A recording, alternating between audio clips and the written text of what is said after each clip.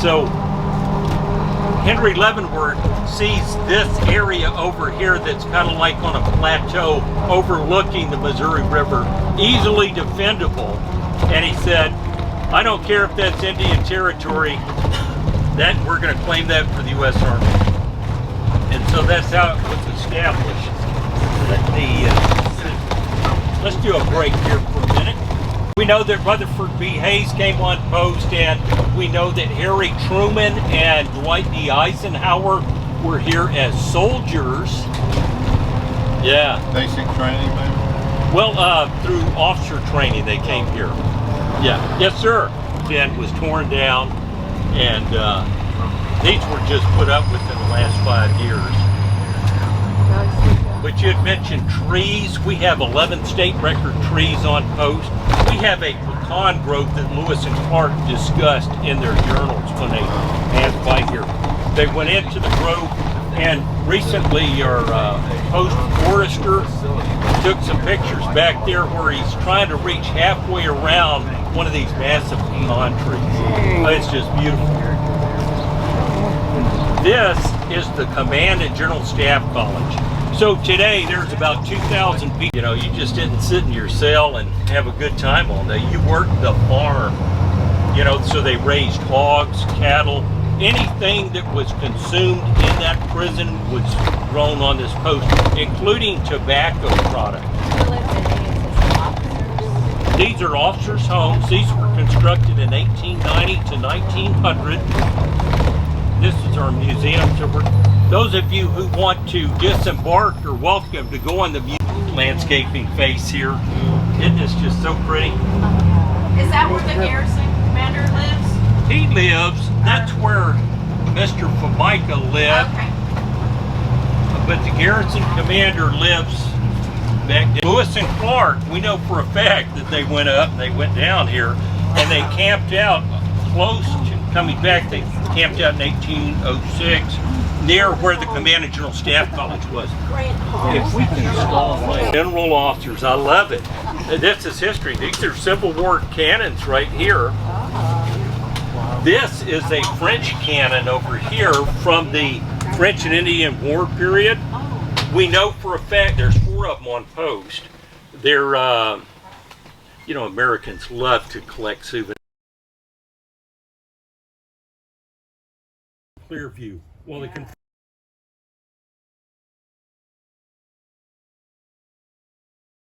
General Meigs, the predecessor of the General Meigs I worked for, he started burying Union soldiers on Mrs. Lee's property.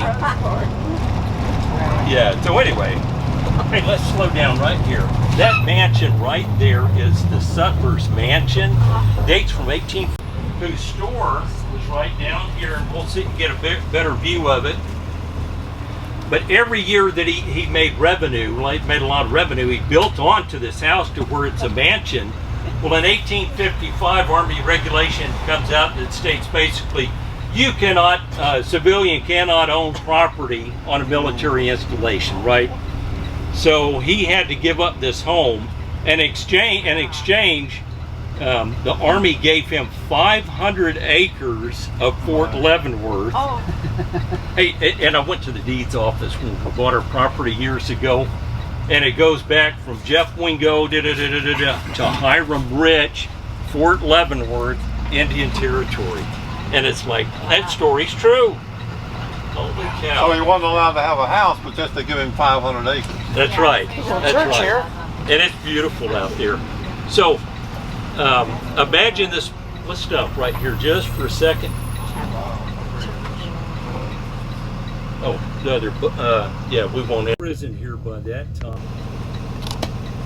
Had lived on post. The 7th Cavalry had a lot of family relations and friendships in this area, right? So after the event at the Little Bighorn, they start putting up plaques in here commemorating the 7th Cavalry. And then it became known as Memorial Chapel because you really couldn't put homes in here. It's just too tight. So they said, hey, let's put a gazebo up here and just make it a park. So a lot of events occur here. We have promotion ceremonies that occur in there. they'll have there been big shindigs over here. If you're over here the first week of December, we have a huge holiday festival right here that is just almost as good as the one in the city of Leavenworth. It's very pretty out here. It's nice. Do you get much snow in the winter? Pardon? You don't get much snow here? I'm sorry? Snow. Well, yeah, but not, yeah. Have a lot of wind. Is the father of Army education. And why is that? There are a lot of quotes from Napoleon and such that it takes 10,000 soldiers.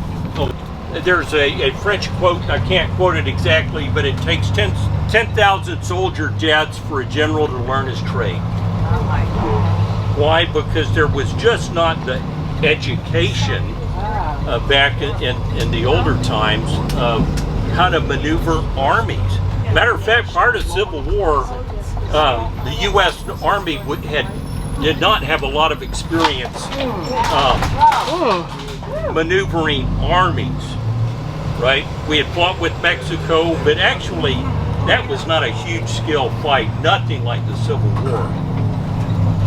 But the lessons that the Union Army learned during the Civil War, I think has saved probably hundreds of thousands of U.S. Army soldiers over the last century and a half plus. Robert, we can stop right here just for a moment. This is the main parade field. Any Army veterans in here? How many parade fields have you seen in the U.S. Army inventory that's in a bowl and has trees all over the place? None. None. When I came here, it's like, now wait a minute, how do you maneuver soldiers on the parade field? We only have one brigade size element on this post. Here, a few ghost stories. Robert, if we could go down, you can seal those outhouses some way, and that was an attempt to do it. We never had any battles on post. These are the Syracuse homes, and they're known as the Syracuse homes because the architect who designed them happened to be from Syracuse, New York, okay? But George and Libby Custer lived in that home on the right there. But you know, back in the day, all of the homes had porches because there was no air conditioning, right? You came out on the porch. Now I will tell you, we have a flagpole down here. There's always been a flagpole on the parade ground. But in the state of Kansas, we have creek names that are kind of unusual. Like on post, we have 1 Mile Creek. In town, we have 3 Mile and 7 Mile Creek. It's the distance from this flagpole. Isn't that something? Yeah. Buffalo Bill Cody grew up in Leavenworth County, and he talks about this. And there's 8 Mile House out in the county. Let's, Christy, how are we doing on time? It is 9:30. So 30 minutes? Oh yeah, 30 minutes. 20. Okay, let's take a run, please.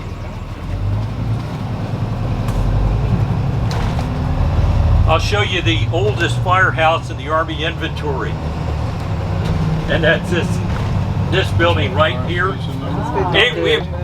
This is back from the 1800s, and you can see it's not size-wise not designed for big modern firefighting equipment. Those are, this is back in the days of horse-drawn firefighting. You can see one of the old carriages right here for pulling the hose. And fire definitely was a big challenge here. First, this is Kansas. It gets very dry, especially in the summer. And these homes at that time were mostly made out of wood. You see, they were transitioning from wood to brick and stone. So you'll see a lot of stone on posts. And if you will, go straight in front of us, please.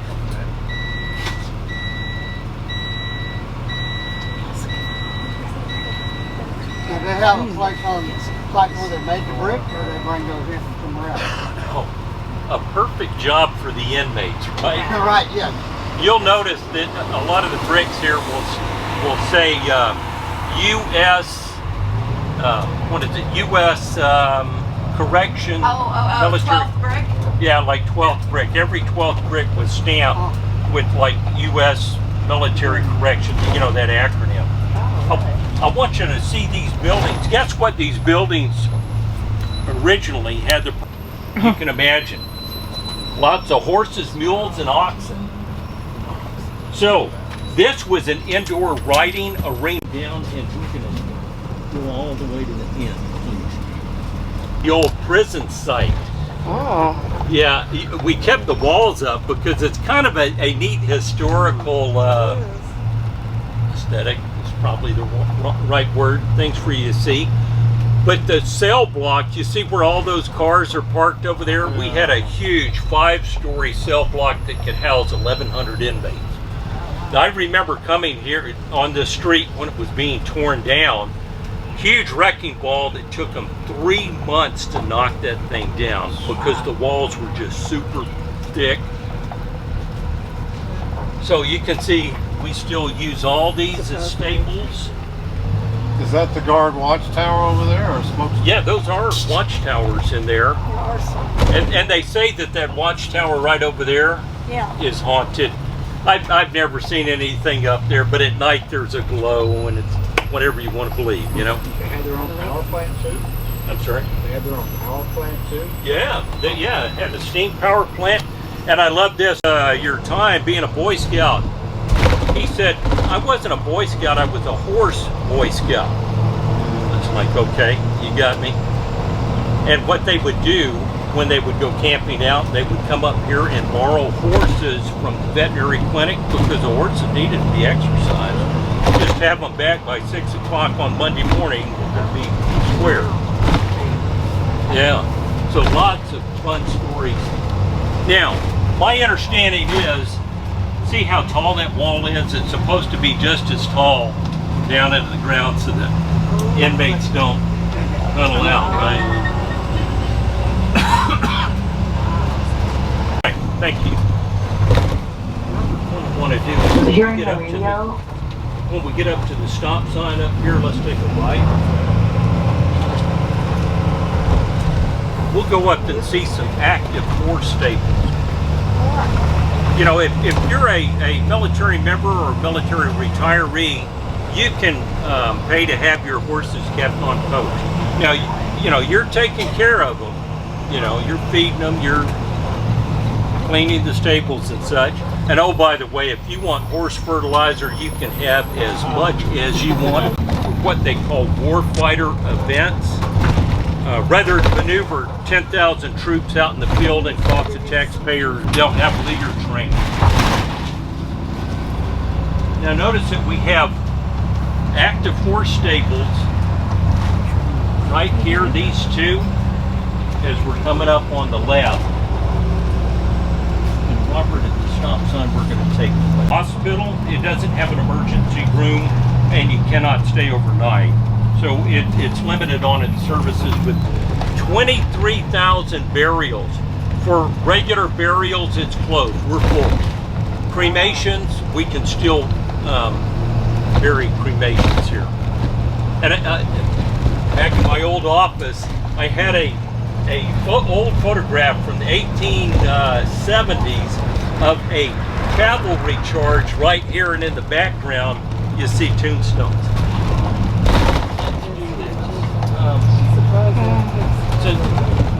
So anyway, this is it. It goes all the way to the base of that hill. The hill back there is the hill I was talking about earlier, where the Union Army had field guns in place to stop the Confederates from coming across the river. Nice 18-hole golf course here that's open to the general public. Oh, wow. Bucket list checked off. Yeah. Wow. So do you have people from the PGA that come here too? I don't know. I couldn't tell you. I know it's a well-used golf course. Here's our other fire station right here, the modern firehouse. And let's go straight. Yeah, let's go straight. Take one. No, I changed my mind. Let's take one of this.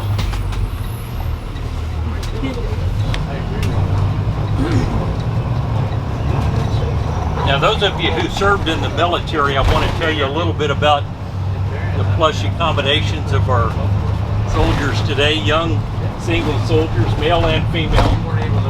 They're barracks in this hotel up here, straight in front of us to your right.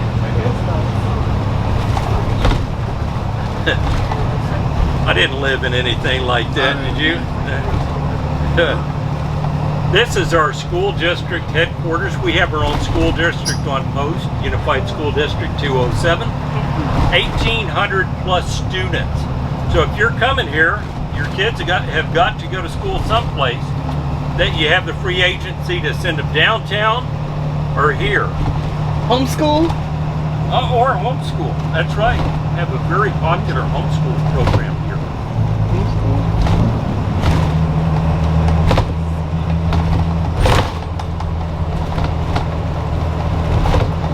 Yeah, we have a junior high and 3 elementary schools, and then if your children are in high school, they go into the city of Leavenworth. This is Harney Gym. It originally was an indoor riding arena. Let's go up to the stoplight and take a look.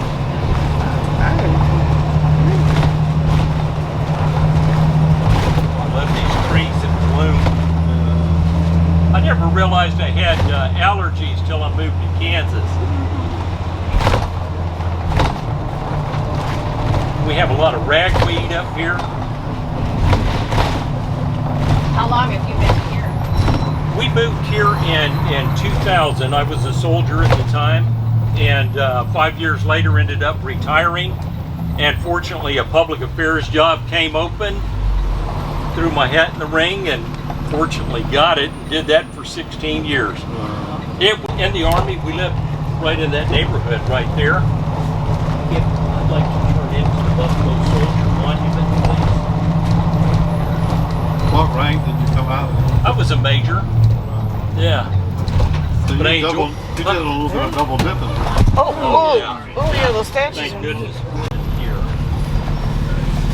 Can all of you see? Yeah. So this is the Buffalo Soldier Monument. and to give you some background, anybody ever hear of Colin Powell? Yeah. Yeah. He was a 1-star here. One-star? Yeah, and what a neat guy. But as he would jog around post, he realized, there's really not much that commemorates African American soldiers. Where were you at? Fort.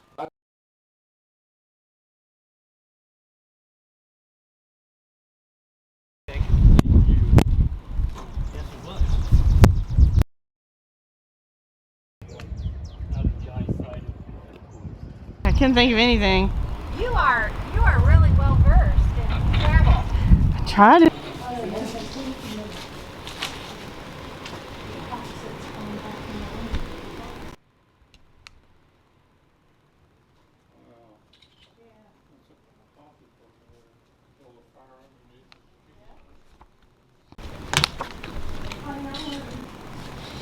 Now right beside me I can see a big horn, one of the biggest horns that I've ever seen before.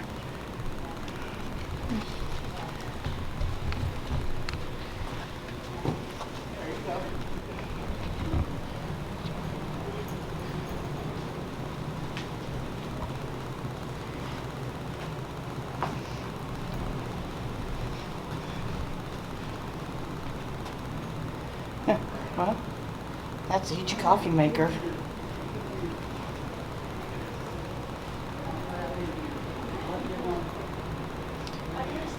And a piece of the cemetery.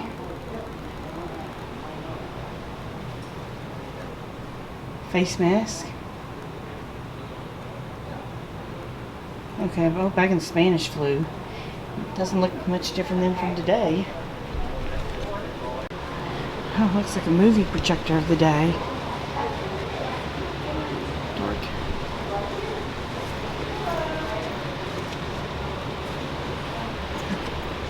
British cricket.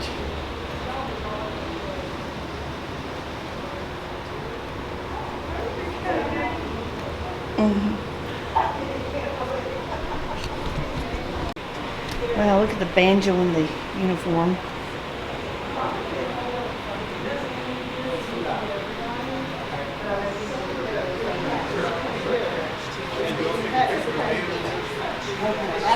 carriages. What a sleigh. idea.